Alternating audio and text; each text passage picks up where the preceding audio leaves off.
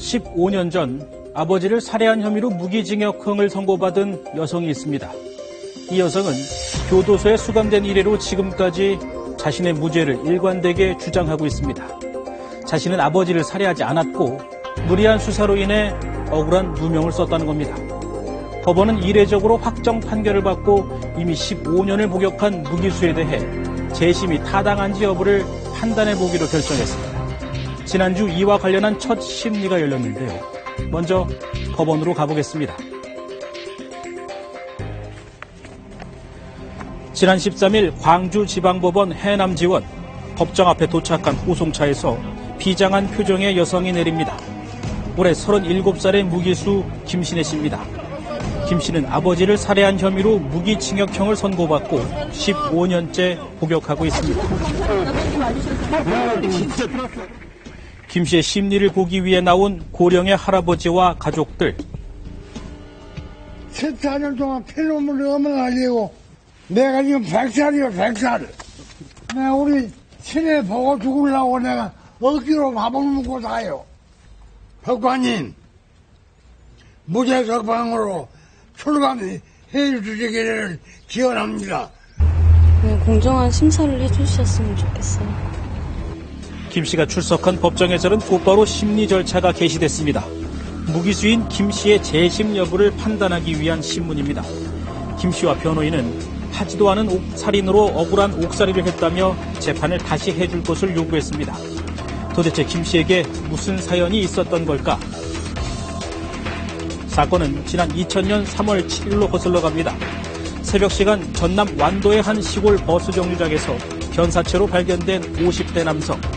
사망자는 근처에 살고 있던 52살의 지체장애인 김모 씨였습니다. 7시경이었고요. 경찰관이 와서 아버지 시체를 어디 도로변에서 발견을 했다. 와서 확인 좀 해봐라. 확인을 하니까 아버지가 맞는 거예요. 경찰은 시신의 상태로 미뤄 사고사가 아닌 타살을 의심했습니다. 그리고 사망자의 가족 가운데 한 명을 용의자로 지목합니다. 바로 딸인 김신혜 씨였습니다.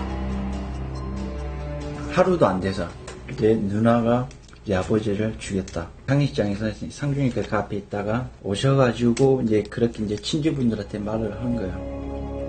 김 씨는 왜 급작스레 살인범으로 지목된 걸까? 어른들이 자백을 강요했고 또 경찰서까지 강제로 데려갔고 또 입회한 상태에서 경찰한테 본인이 알아서 진술을 해줬던 것이다. 나는 친척의 손에 이끌려 경찰서를 방문하게 됐다는 김 씨. 경찰은 여기서 나온 진술과 함께 사건이 발생한 새벽 시간 김 씨의 행적이 분명치 않다는 점, 그리고 아버지의 명의로 여러 개의 보험을 들어놨다는 점을 근거로 김 씨를 범인으로 지목했습니다. 재판에 넘겨진 김 씨는 살인죄가 인정돼 무기징역형을 선고받았습니다. 그렇다면 이렇게 진술에 정황 증거까지 있는 상황에서 김 씨는 왜 아직까지 자신의 무죄를 일관되게 주장하고 있는 걸까?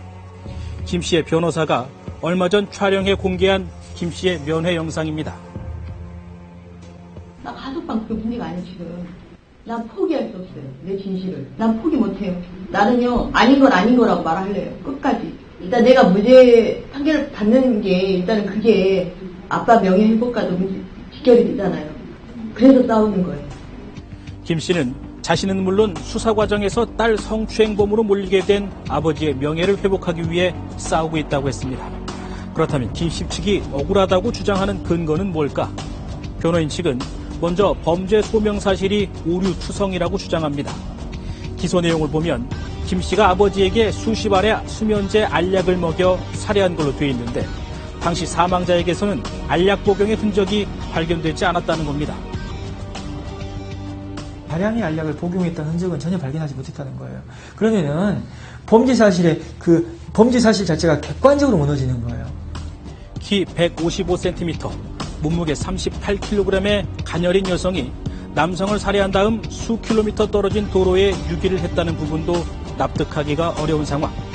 경찰이 유력한 정황 증거로 삼은 8개의 보험은 대부분 2, 3만 원 정도의 저렴한 보험이고 거액의 사망금 수령과는 거리가 있다고 주장합니다.